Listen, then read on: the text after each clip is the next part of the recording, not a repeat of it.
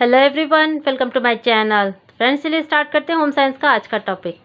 Management में आज हम लोग डिस्कस करेंगे कंज्यूमर प्रोटेक्शन यानी कि उपभोक्ता संरक्षण के बारे में। ठीक है, टॉपिक स्टार्ट करें, डिस्कस करें। इससे पहले हम लोग देखते हैं कि प्रीवियस ईयर में इससे किस तरीके के क्वेश्चन जो है वो पूछे गए हैं, जिससे तैयारी करने में और ज़्यादा आसानी हो। तो सबसे पहले देखिए, विश्व खाद्य दिवस कब मनाया जाता है। दिवस से भी क्वेश्चन जो है वो एग्जाम में पूछा जाता है, ध्यान रखिएगा। विश्व खाद्य दिवस कब मनाया जाता है, यह क्वेश्चन पूछा गया है टीजीटी 2011 में। तो आंसर इसका सही है, 16 अक्टूबर को विश्व खाद्य दिवस मनाया जाता है। नेक्स्ट है हमारा, बंद डिब्बा युक्त भोज्य पदार्थ में भूरी बिंदी दर्शाता है, यानी जो हम लोग पैक्ड फूड खरीदते हैं उसमें भूरी बिंदी क्या दर्शाता है। तो यह पूछा गया है टीजीटी 2011 में। तो यह दर्शाता है कि डिब्बे में कैसा पदार्थ है, तो तरल पदार्थ है। ठीक है, और ग्रीन जब डिब्बे पे हरी बिंदी लगी रहे तो क्या है, तो यह बताता है कि वह शाकाहारी है।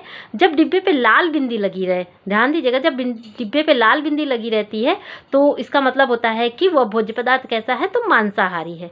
ठीक है, बात समझ में आ रही है। अब नेक्स्ट देखते हैं, एकाधिकार और नियंत्रित व्यापार अधिनियम किस वर्ष प्रभाव में आया। यह पूछा गया है पीजीटी 2009 में। तो यह प्रभाव में कब आया, 1969 को यह प्रभाव में आया। नेक्स्ट क्वेश्चन है हमारा, उपभोक्ता संरक्षण विधेयक कब लागू हुआ। ध्यान दीजिएगा, यह पूछा गया है पीजीटी 2013 में। तो इसका आंसर सही हो जाएगा, उपभोक्ता संरक्षण विधेयक 6 जनवरी 1987 को जो है वह लागू हुआ। मिलावट निरोधक अधिनियम कब लागू किया गया, तो मिलावट निरोधक अधिनियम 1 जून 1955 को लागू किया गया। यह क्वेश्चन पूछा गया है पीजीटी 2013 में। ध्यान दीजिएगा, बहुत माइनर सा जो है वो डिफरेंस है, जिससे कि चीज़ें कंफ्यूज करने में बहुत ही ज़्यादा कंफ्यूजिंग हो जाता है। तो इसीलिए एक एक पॉइंट आप लोग ध्यान से समझिएगा। नेक्स्ट है हमारा, हो गया। नेक्स्ट है हमारा, मिलावट निरोधक अधिनियम कब लागू किया गया। तो मिलावट निरोधक अधिनियम 1 जून 1955 को लागू किया गया। ठीक है, तो यह क्वेश्चन कब पूछा गया है, तो पीजीटी 2013 का यह क्वेश्चन है। नेक्स्ट हमारा, दूध में मिलावट की जांच किस यंत्र से होती है, तो लैक्टोमीटर द्वारा जो है वो दूध में मिलावट की जांच होती है। यह क्वेश्चन है पीजीटी 2005 का। नेक्स्ट है, उपभोक्ता संरक्षण अधिनियम कब प्रभाव में आया। ये मोस्ट इंपॉर्टेंट है, इसको आप लोग एकदम स्टार मार्क दे दीजिए। उपभोक्ता संरक्षण अधिनियम कब प्रभाव में आया, तो 24 दिसंबर 1986 में उपभोक्ता संरक्षण अधिनियम जो है वह लागू किया गया। किसके द्वारा, तो उस समय के प्रधानमंत्री राजीव गांधी जी के द्वारा यह लागू किया गया था। इसमें देखिए, ध्यान दीजिएगा, 20 सूत्री कार्यक्रम जो है वह इसमें सम्मिलित किए गए। कितने, 20 सूत्री कार्यक्रम उपभोक्ता संरक्षण अधिनियम में शामिल किए गए। भारतीय मानक संस्थान यानी ISI की स्थापना किस वर्ष हुई, तो 1947, यानी ISI की स्थापना 1947 को हुई थी। यह क्वेश्चन पूछा गया है पीजीटी 2005 में। ठीक है फ्रेंड्स, तो यहाँ तक चीज़ें क्लियर हो गई। अब देखिए, इस पॉइंट से, इस टॉपिक से जितने भी क्वेश्चंस बन सकते थे वो मैंने बनाने की कोशिश की है। आई होप आप लोगों को चीज़ें पसंद आएंगी। पसंद आए तो प्लीज़ वीडियो को लाइक, शेयर और चैनल को सब्सक्राइब करना बिल्कुल मत भूलिएगा। चलिए स्टार्ट करते हैं। चलिए, हमारा पहला क्वेश्चन है, मिलावट निरोधक अधिनियम यानी the prevention of food adulteration कब पारित किया गया। तो फूड एडल्ट्रेशन कब पारित किया गया, तो 1954 में ये मिलावट निरोधक अधिनियम पारित किया गया। नेक्स्ट है हमारा, PFA यानी प्रिवेंशन ऑफ फूड एडल्ट्रेशन, यानी कि इसका फुल फॉर्म है मिलावट निरोधक अधिनियम कब लागू हुआ, तो 1 जून 1955 को लागू हुआ। देखिए, बना कब था, 1954 में बना था, और लागू कब हुआ था, 1 जून 1955 में यह लागू हुआ था। क्या, मिलावट निरोधक अधिनियम यानी कि prevention of food adulteration. Next हमारा, कौन सा अधिनियम भोज्य पदार्थों के लिए न्यूनतम स्तर निर्धारित करता है, तो कौन सा, PFA। ठीक है, प्रिवेंशन ऑफ फूड एडल्ट्रेशन जो है वह prevention of food adulteration act 1955 यही निर्धारित करता है कि खाद्य पदार्थ का न्यूनतम स्तर यही निर्धारित करता है। कौन, PFA। कैसे, देखिए, सपोज ये जो है वह हमारा जो है खाद्य पदार्थ का स्टैंडर्ड है, मानक है। ठीक है, तो ये न्यूनतम स्तर है, ये अधिकतम स्तर है। तो न्यूनतम स्तर के नीचे भी अगर जो है वो खाद्य पदार्थ आता है तो वो क्या माना जाता है, तो वो मिलावट माना जाता है। ठीक है, न्यूनतम स्तर यहाँ पर है, निर्धारित किया गया, और न्यूनतम स्तर के नीचे अगर भोज्य पदार्थ जो पाया जाता है, जिसका स्तर पाया जाता है, तो वह मिलावटी भोज्य पदार्थ माना जाता है। इसीलिए जो यह है PFA जो है वह न्यूनतम स्तर भोज्य पदार्थ का निर्धारित करता है, जिससे कि भोजन में मिलावट की संभावना कम से कम हो।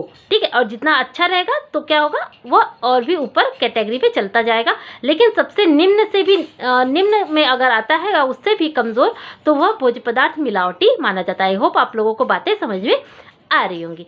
ठीक है, अब नेक्स्ट क्वेश्चन देखते हैं। तो देखिए नेक्स्ट है हमारा, कोई भी भोज्य पदार्थ जो PFA द्वारा बनाए गए न्यूनतम स्तर के अंतर्गत नहीं आता, क्या माना जाता है। अभी मैंने बताया कि जो स्तर बनाया गया है, ठीक है, तो स्तर बनाया गया है और न्यूनतम स्तर के अंतर्गत भी यह नहीं आता है, उसके नीचे आता है, तो भोज्य पदार्थ कैसा माना जाता है, तो मिलावटी माना जाता है। नेक्स्ट है हमारा, कोई भी नागरिक खाद्य सामग्री के नमूने की जांच कहाँ करा सकता है, तो पब्लिक हेल्थ लैब में जो है वह खाद्य सामग्री के नमूने की जांच कोई भी आम आदमी करा सकता है। औषधियाँ और मादक पदार्थ अधिनियम कब लागू हुआ था, यानी मेडिसिन एंड ड्रग एक्ट कब बना था, कब लागू हुआ था, 1940 में। भार एवं माप स्तरीकरण अधिनियम कब पारित हुआ था, तो स्टैंडर्ड ऑफ वेट एक्ट कब पारित हुआ था, 1939 में, यानी 1939 में यह पारित हुआ था।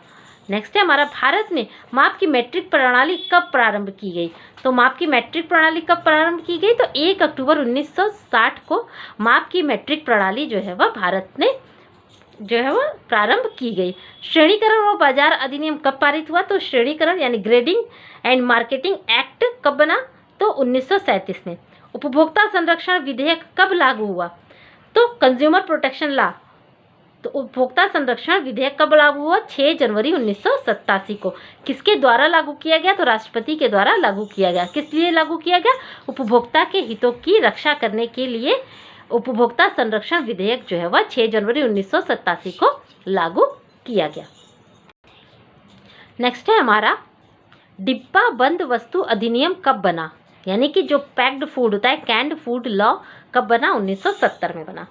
कैंड फूड लॉ के अंतर्गत डिब्बों पर कितनी चीज़ों का होना आवश्यक है, ध्यान दीजिएगा, डिब्बों पर 5 चीज़ों का होना आवश्यक है। कौन कौन से, एक तो वस्तु का नाम, दूसरा वस्तु का भार यानी वेट, उसकी मात्रा कितनी है, निर्माता का पूरा नाम यानी कंपनी का पूरा नाम व पता, वस्तु के निर्माण की तारीख मैन्युफैक्चरिंग डेट, और वस्तु का मूल्य। ध्यान दीजिएगा, इसमें एक्सपायरी डेट मेंशन नहीं किया गया है। ठीक है, तो आप लोग एग्जाम में अगर इस तरीके से मैचिंग का क्वेश्चन आए तो आप लोग कंफ्यूज मत होइएगा। ये 5 चीज़ों का होना कैंड फूड पे जो है वह आवश्यक होता है। नेक्स्ट है हमारा, भारतीय मानक संस्था की स्थापना कब की गई, यानी ISI इंडियन स्टैंडर्ड इंस्टीट्यूट स्थापना कब की गई, 1947 में की गई। गुणवत्ता नियंत्रण और पदार्थ के मानक के लिए कौन सी संस्था उत्तरदायी है, यानी गुणवत्ता नियंत्रण और पदार्थ के स्टैंडर्ड के लिए ISI जो है वह जिम्मेदार होता है। भारतीय मानक संस्थान ISI किस मंत्रालय से संबंधित है, तो यह खाद्य और नागरिक आपूर्ति मंत्रालय से संबंधित है। कौन, ISI। भोज्य पदार्थ की गुणवत्ता मापने हुए कौन से मार्ग का प्रयोग किया जाता है, ठीक है, भोज्य पदार्थ की गुणवत्ता मापने हेतु, ध्यान दीजिएगा, कौन से मार्ग का उपयोग किया जाता है, यानी सिर्फ खाने की चीज़ों की गुणवत्ता किसके द्वारा मापी जाती है, तो एग मार्क द्वारा। ध्यान दीजिएगा, आप लोगों ने नाम सुना होगा, खाने की चीज़ों पर एग मार्क प्रमापीकरण का जो है वह मार्क होता है। नेक्स्ट है हमारा, एग मार्क प्रमापीकरण किसके द्वारा स्थापित किया गया है, तो यह भारत सरकार के मार्केटिंग और इंस्पेक्शन निदेशालय द्वारा इसकी स्थापना की गई। किसमें वस्तुओं को उनकी शुद्धता और गुणवत्ता के हिसाब से श्रेणीबद्ध किया जाता है, तो इसमें जो है वह श्रेणीबद्ध किया जाता है, 1 2 3 4 उसको नंबरिंग दी जाती है। किसमें, एग मार्क में चीज़ों को क्या दिया जाता है, तो नंबर दिया जाता है, नंबर के हिसाब से ही उनकी गुणवत्ता जो है वह निर्धारित की जाती है। नेक्स्ट है हमारा, एग मार्क प्रमापीकरण में वस्तुओं को कितनी श्रेणियों में विभाजित किया जाता है, यानी कितनी श्रेणियां निर्धारित की जाती है, तो 4 श्रेणियां निर्धारित की जाती हैं। पहले नंबर पे सबसे ज़्यादा विशिष्ट यानी बहुत ही अच्छा, दूसरे पर उत्तम, तीसरे पर ठीक, और चौथे पर क्या होता है, साधारण होता है। ठीक है, तो एग मार्क का अगर कोई भी प्रोडक्ट आप खरीदें, उस पर भोज्य पदार्थ के कोई भी प्रोडक्ट खरीदें, उसमें एग मार्क के साथ साथ नंबरिंग भी दी रहती है। ठीक है, तो आप लोग उस नंबरिंग को ध्यान देके चीज़ों को खरीदें। नंबर 1 अगर दिया रहेगा तो उस पर विशिष्ट यानी वो बहुत ही अच्छा होगा, 2 नंबर लिखा रहेगा तो वो उत्तम होगा, तीसरे नंबर पे ठीक, और चौथे पे क्या होता है वो मॉडरेट, यानी कि वह भोज्य पदार्थ जो है वह साधारण होता है। बात समझ में आ रही है। नेक्स्ट है हमारा राष्ट्रीय परीक्षण गृह की स्थापना कहाँ हुई है? तो राष्ट्रीय परीक्षण गृह की स्थापना कलकत्ता में की गई है। ठीक है, राष्ट्रीय परीक्षण गृह किसकी सहायता से कार्य करती है? तो ये ISI की सहायता से कार्य करती है। नेक्स्ट है हमारा लास्ट क्वेश्चन है आज का, मोस्ट इंपॉर्टेंट क्वेश्चन है कि उपभोक्ता संरक्षण दिवस कब मनाया जाता है?